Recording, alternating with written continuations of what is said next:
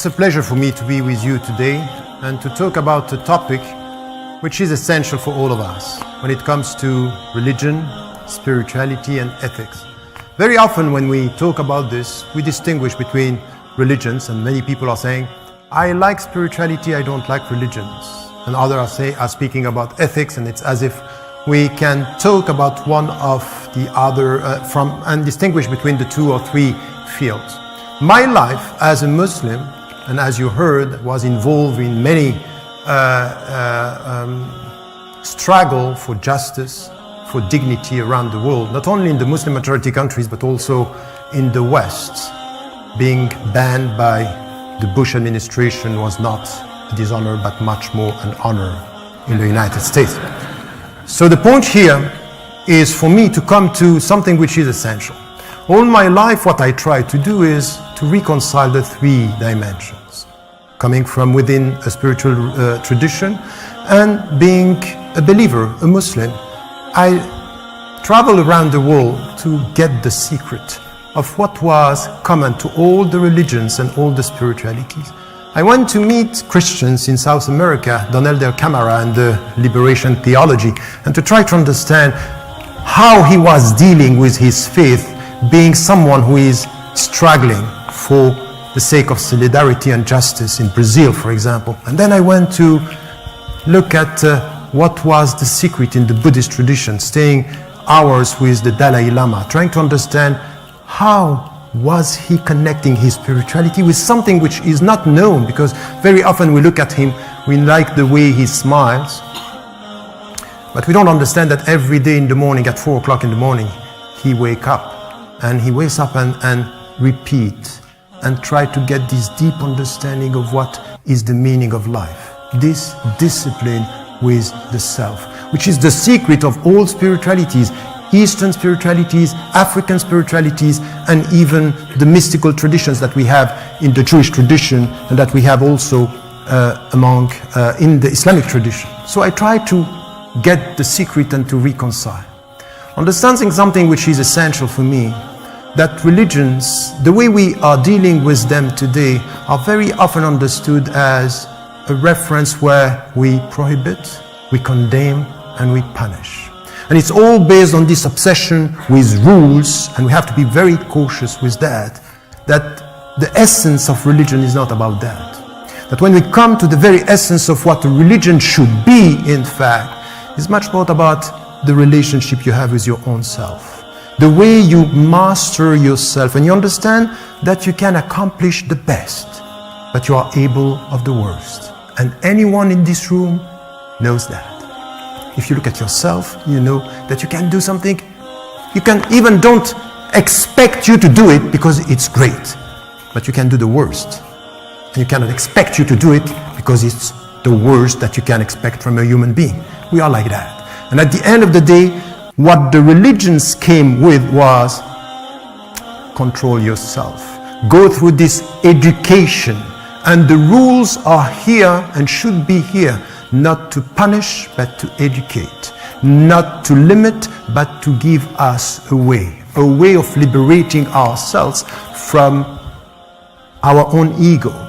And what is in ourselves the worst that can be in humanity? Because as human beings, we are able of changing the world and changing ourselves for the better. And this is where the whole journey starts.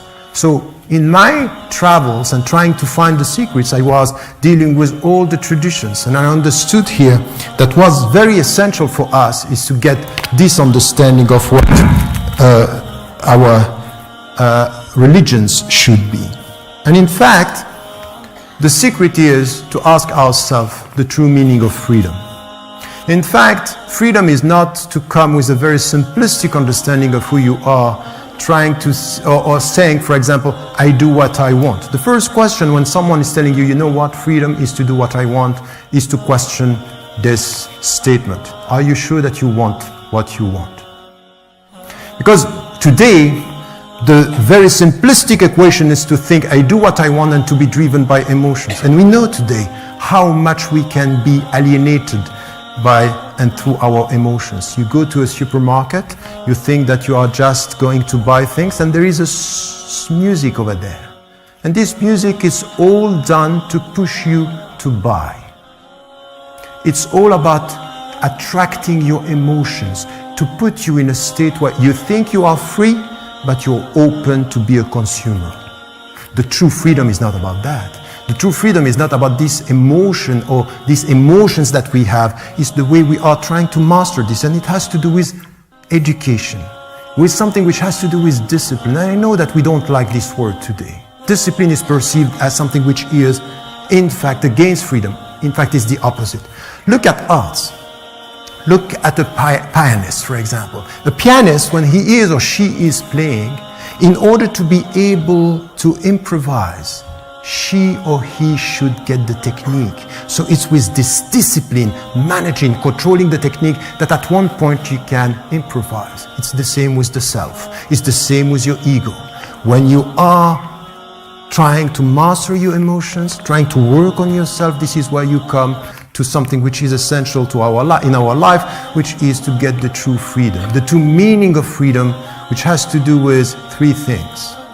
The way you look at yourself and the way you look at your own education. And I think that this is where religions and spiritualities come together. No spirituality without demanding education of the self. And this kind of emotional spirituality is not the right way of putting it. When we come to yourself and ask yourself, in which way, as you know yourself, you can, for example, come and say, during the last week, during the last months, what have I done to make myself better? In which way I'm trying to liberate myself from my ego? This is the starting point of all spiritualities. This is the starting point and should be the objectives of all spirituality. And to get this understanding here, in the way we are dealing with our ego, with ourself, there are steps. The first one, and especially for us today, living in the West, living in Western societies where we have money, we have time, we have to come to this question, which is, how do we get, or how do you go through this process of liberation? And there is something which is essential here. It has to do with knowledge. Knowledge, and there is no freedom without knowledge. Knowledge means to be able to get, Socrates said something which is essential for all of us today. Know yourself. Know yourself means take time. Be fair with your own self. Be fair with your heart. Be fair with your mind. Be fair with your money. Take time to know yourself. This will be the only way for you to change the world for the better.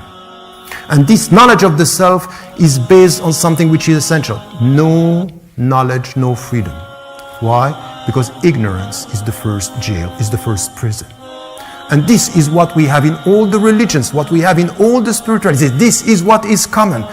Instead of competing, instead of judging the religions of the other, and to look at what seems to us being bad, we might have to come to a dialogue of the center, a dialogue of what is essential for every one of us. And we will see here that we have lots to do together. But when I'm saying this, it's just not for you to sit and say, oh, this is music to my ears. No, it should be light for your heart. It should be commitment for your mind. It should be actions in your life. It should be something that you have to translate into your life. Why? Because we should stop being the observers of our own failures. To look at the world and to say, I can't do anything, I am powerless. That's not true. The reality is to change that and to become the subjects of our history, the subject of our society. Every one of us here has the power to do something, and this is what religions and spiritualities are telling us, teaching us. Start with yourself, look at your neighbor, change the world. That's the way forward, and this is why we have to come together.